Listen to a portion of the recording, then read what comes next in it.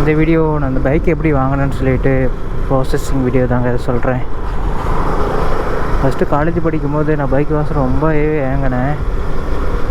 நானும் எப்படியே ஒன்று பைக் வாங்கிட மாட்டேனா அப்படின்னு சொல்லிட்டு அப்போல்லாம் கொஞ்சம் ஃபீலாக இருக்கும். அப்போல்லாம் எப்படி சொல்கிறது, என்கிட்ட ஒரு ஸ்நாக்ஸ் வாங்கி சாப்பிட்றதுக்கு கூட காசு இல்லாமல் இருக்கும். அந்த டைமில் காலேஜ் படிச்சுட்டு இருந்தேன். அப்போது மொபைல் ஒன்று வச்சுருந்தேன், சாம்சங் டோஸ் 3 அப்படின்னு சொல்லிட்டு. அது 500 MB ரேம் தான். மொபைல் ஃபஸ்ட்டு வாங்கணும், நெக்ஸ்ட்டு வந்து நம்ம பைக் வாங்கணும்னு சொல்லிட்டு தான் ப்ராசஸிங்கில் நினச்சிட்டு இருந்தேன். அப்புறம் காலேஜ் ஒரு 3 வருஷம் முடிஞ்சவுடனே நான் இந்த மொபைல் ஒன்று வாங்கினேங்க, K20 Pro இந்த மொபைலு. அப்பயே இது வந்து பிளாக்ஷிப் மொபைலுங்க.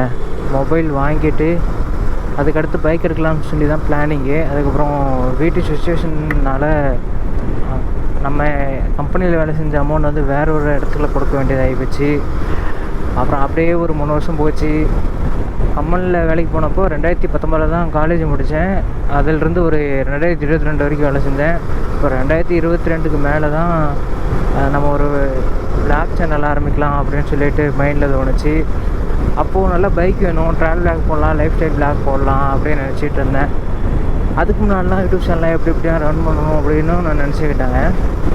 அதெல்லாம் பார்த்துட்டு சரி ஓகே, மற்ற கண்டென்ட்லாம் போடக்கூடாது, நம்ம ஓன் கண்டென்ட் தான் போடணும் அப்படின்னு நினச்சிட்டு அது ஒரு விருப்பம். இன்னொன்று வந்து நம்ம விளாகாக இருக்கணும், விளாக் தான் எப்பயுமே நல்லாயிருக்கும் பாலா அப்படின்னு நினச்சிட்டு விளாக் வந்து சூஸ் பண்ணேங்க. அப்புறம் பைக்கு தேவைப்பட்டுச்சு. அதுக்கு முன்னாடி நான் வந்து அந்த கம்பெனியில் வேலை செஞ்சதில்ல, கொஞ்சம் அமௌண்ட்லாம் இருக்கும்ல. அப்போது வந்து ஒரு இனிஷியல் அமௌண்ட் கொடுத்து ஒரு பைக் வந்து டியூவில் எடுத்துருக்கலாம்.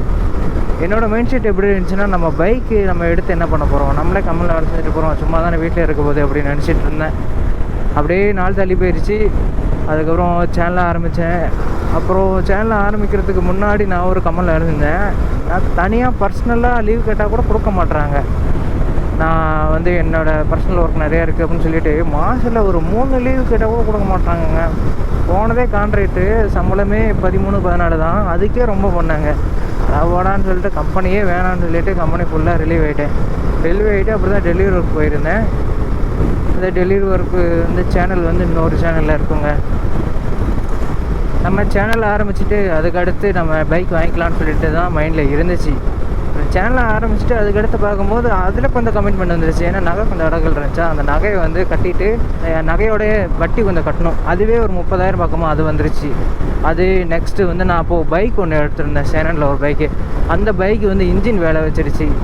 அதுக்கு நெக்ஸ்ட்டு நான் வந்து ஃபஸ்ட்டு ஒரு 3 பிளாக் எடுத்தேன். அப்போது வந்து கிளிப் எனக்கு வந்து எப்படி சொல்கிறது, எனக்கு வந்து குழந்த பிள்ளை விழவே இல்லையா, அதனால் நான் வந்து அந்த காசெல்லாம் கொண்டுட்டு போய் நான் கிளினிக்கில் கொடுத்துட்டேன், ஒரு 10,000 பக்கமாக. அதுலேயே கொஞ்சம் காசெல்லாம் போயிடுச்சு. அப்புறம் பைக் வந்து ஏகப்பட்ட வேலை வச்சிருச்சு. செகண்ட் பைக் வாங்கணும்னு சொல்லியிருந்தேன்ல, அந்த பைக் ஏகப்பட்ட வேலை வச்சிருச்சு, 30,000 பக்கமாக. ஏன்டா அந்த பைக் எடுத்தோமோ அப்படி ஆகி போச்சு. சரி விடு, நமக்கு தெரியல, நம்ம புது பைக்கே எடுத்துருக்கலாம். பழைய பைக் எடுத்து இப்படி ஸ்பேர் பார்ட்ஸே கிடைக்க மாட்டேது, இன்னொன்று வந்து இவ்வளோ செலவு வருதுன்னு சொல்லிட்டு சரி விடு அப்படின்னு சொல்லிட்டு அதுக்கப்புறம் கொஞ்சம் நேரம் காசு சேர்த்து வச்சு அதுக்கப்புறம் சேலஞ்சிங்னு சொல்லிட்டு அது ஒரு மெத்தட்லாம் ஆரம்பித்து அதுக்கப்புறம் தான் இனிஷியல் பேமெண்ட் இது கட்டினேங்க. 50,000 கட்டினேன். ஃபஸ்ட்டு 1 லட்ச ரூபா கட்ட சொன்னாங்க. என்னால் இப்போதைக்கு முடியும், இப்போ 1 லட்சம் கட்ட வேண்டாம், நம்ம கொஞ்ச நாள் போயிட்டு அதுக்கு அடுத்து கூட கட்டிக்கலாம் அப்படின்னு நினச்சேன். பஜாஜ் தான் சூஸ் பண்ணியிருந்தேன். ஏன்னா அவங்க தான் எடுத்தோடனே, அதாவது ஒரு பொண்ணு, இது அந்த பொண்ணு தான் எடுத்தோடனே கொஞ்சம் ரெஸ்பான்ஸ் பண்ணிச்சு. நான் கேட்குறதுக்குலாம் எல்லாமே எனக்கு பதில் சொன்னிச்சா, சரி ஓகே இந்த பொண்ணுக்கிட்டே போட்டுக்கலாம். ஏன்னா நாளைக்கு நம்ம ஏதாச்சும் பிரச்சனை கூட இந்த பொண்ணு இந்த அளவுக்கு ரெஸ்பான்ஸ் பண்ணுது, நம்ம இவங்ககிட்ட கேட்டுக்கலாமே அப்படின்னு சொல்லிட்டு விட்டுட்டேன். அவங்க வட்டி கேட்டிருந்தேன். வட்டி வந்து ஒரு 9.5% சொன்னாங்க. ஆனால் அவங்க சொன்ன வட்டிக்கும் அவங்க போட்ட கால்குலேஷனுக்கும் சம்மந்தமே இல்லாமல் இருந்துச்சு. எனக்கு ஒரே கன்ஃபியூஷனுங்க, என்னடா இவங்க இப்படி சொல்லிகிட்டு இருக்காங்க அப்படின்ட்டு கால்குலேஷன்லாம் பண்ணி ஒரு ஷோரூமில் வேலை செஞ்ச ஒரு அண்ணா இருந்தார், அவர்கிட்ட கேட்டேன் என்ன இப்படி வருது கால்குலேஷன் அப்படின்னு கேட்டவாட்டி அவங்க வந்து டாக்குமெண்ட் சார்ஜ் இருக்குல்லங்க, அந்த சார்ஜஸையும் சேர்த்திப்பாங்களாம் அந்த இஎம்ஐ அமௌண்ட்டில், லோன் அமௌண்ட்டில். அதெல்லாம் சேர்த்தி தான் இந்த அமௌண்ட் வரும் அப்படின்னு சொல்லி சொன்னாங்க. கரெக்டாக பஜாஜ் வந்து 10.5% வந்துச்சு. இந்த பைக்கோட விலை வந்து 2,73,000. அப்போல்லாம் சேனல் வந்து ஸ்டார்டிங்கில் வீடியோஸ் போட்டுட்ருக்கும் போது என்னடா கண்டென்ட் போடுறது அப்படிங்கிற மாதிரி இருக்கும். ஏன்னா பிளாக் தானே, நம்ம வந்து லைஃப் ஸ்டைல் பிளாக் எடுக்கணும் தான் ரொம்ப எனக்கு ஆசை. நம்ம இங்கனுக்குள்ளேயே முடங்கிட்டே இருக்கோம், நம்மளால் அந்த பிளாகை எடுக்க முடியலையே, லைஃப் ஸ்டைல் ட்ராவல் பிளாக் தான் எடுக்கணும் அப்படின்ட்டு. ஏன்னா நம்ம எப்படி சொல்கிறது, கொஞ்சம் ஜாலியாக இருக்கணும். நம்ம என்னடா போகணும், கம்பெனிக்கு போகணும், மறுபடியும் தூங்கணும், மறுபடியும் ரிப்பீட்டு அப்படிங்கிற மாதிரி இருக்கக்கூடாதுன்னு சொல்லிட்டு தான் அது ஃபுல்லுமே கம்பெனி ரிலீவ் ஆனேன். ரிலீவ் ஆகிட்டு அதுக்கடுத்தும் பார்த்தா இது இந்த டெலிவரி ஒர்க்கும் இப்படியே தான் இருந்துச்சு. அதுக்கு அமௌண்ட் சேர்த்தது ப்ராசஸும் அப்படியே தான் இருந்துச்சு. அப்படியே கொஞ்சம் கஷ்டமாக இருந்துச்சு. சரி ஓகே, பைக் வாங்கினா எல்லாம் மாறிடும் போகலாம் அப்படின்னு நினச்சிட்டு பைக்கெலாம் புக் பண்ணிவிட்டு வாங்கினேன். இஎம்ஐ ப்ராசஸ் வந்து 10.5% சொல்லியிருந்தேன்னா, பைக்கோட ரேட் வந்து 2,73,000. நான் வந்து ஒரு 50,000 கட்டினேன். மீதி வந்து 2,23,000 வந்து பைக்கு லோனில் போட்டுட்டாங்கங்க. அதுக்கப்புறம் வண்டி டியூ கட்டும் போதே சொல்லியிருந்தேன், ஒரு மாதம் தள்ளி தான் கட்டுவேன் அப்படின்னு சொல்லி சொன்னேன். சரி ஓகே அப்படின்னு சொல்லி சொன்னாங்க. ஒரு 100 200 தான் அதிகமாக வரும்னு சொல்லி சொன்னாங்கங்க. அது மட்டும் தான் சொன்னாங்க. நான் என்ன நினச்சேன், சரி மாதத்தில் ஒரே ஒரு மாதம் தான் 100 சேர்த்து வரப்போது, மீதியில் கரெக்டாக தான் வரும் அப்படின்னு சொல்லி நினச்சேன். கொட்டேஷன் ஒன்று அனுப்பியிருந்தாங்க. 12 மாதத்துக்கு இவ்வளோ, 18 மாதத்துக்கு இவ்வளோ, 24 மாதத்துக்கு இவ்வளோ அப்படின்னு சொல்லிட்டு. அதுலேயும் 3 இயர்ஸ் கூட அனுப்பியிருந்தாங்க. நான் 3 இயர்ஸ் வந்து பேக்கேஜ் வேண்டாம் அப்படின்னு சொல்லிட்டேன். 12 மாதம் கட்டும் போது எவ்வளோ வந்துச்சுன்னா, 18 மாதம் கட்டும் போது எவ்வளோ வந்துச்சுன்னா 14,500 பக்கமாக வந்துச்சு. நான் 24 மாதம் கட்டிக்கலாம் அப்படின்னு நினச்சேன். 24 மாதம் கட்டும் போது 11,291 வந்துச்சுங்க. ஒரு மாதம் தள்ளி போடலாம் அப்படிங்கும்போது அவங்க வந்து 100 எஸ்ட் பண்ணி இப்போது வந்து 13,390 கட்டிட்டு உட்காந்துருக்கேன் நான். அப்புறம் 3 இயர்ஸ் போட்டால் 8,500 பக்கமாக கட்டினா போதும் அப்படின்னு சொல்லியிருந்தாங்க.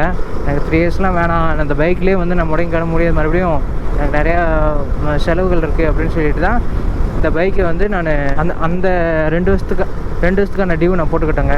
இப்போதைக்கு ஒரு 6 மாதம் டியூ வந்து கட்டியாச்சு. இன்னும் ஒரு 6 மாதம் டியூ இருக்குது. அதுக்கடுத்து 1 வருஷம் மட்டும் அப்படியே 1 லட்ச ரூபா கொடுத்து ஃபுல் பேமெண்ட் கட்டிடலாம் அப்படின்னு சொல்லி பிளானிங்கில் வச்சுருக்கேன். எனக்கு இந்த டியூ மட்டும் கட்டுறது பற்றாம பர்சனல் வந்து எக்ஸ்பெக்டே பண்ணாத அளவுக்கு செலவுலாம் வருதுங்க. இப்போ கூட ஒரு வாரத்துக்கு முன்னாடி என் கேமராவில் வந்து சார்ஜ் ஏறல. இப்போ எக்ஸ்டர்னல் அடாப்டர் ஒன்று வாங்கியிருந்தேன். 5,500 பக்கம் வந்திருக்கு. அமேசான் பேலட்டில் தான் போட்டிருக்கேன். அடப்பாடா அப்படின்னு சொல்லிட்டு இப்படி ஆகிடுச்சு. அவ்வளோதாங்க. இப்படி தான் நான் பைக் வாங்கியிருந்தேன். ஆனால் பைக் நான் எதுக்கோசரம் வாங்கினேன்னா மொத்தம் 2 காரணம். இன்னொன்று வந்து எனக்கு லாங் ரைடு போகணும், அதுக்கும் கொஞ்சம் கம்ஃபர்டபுளாக இருக்கணும். இன்னொன்று வந்து நம்ம வச்சுருக்க பைக்கு கொஞ்சம் அளவுக்காச்சும் யாரும் வச்சுருக்கூடாதுன்னு சொல்லிட்டு ஒரு மைண்டில் வாங்கியிருந்தாங்க. அதனால தான் இந்த பைக் வாங்கியிருந்தேன்.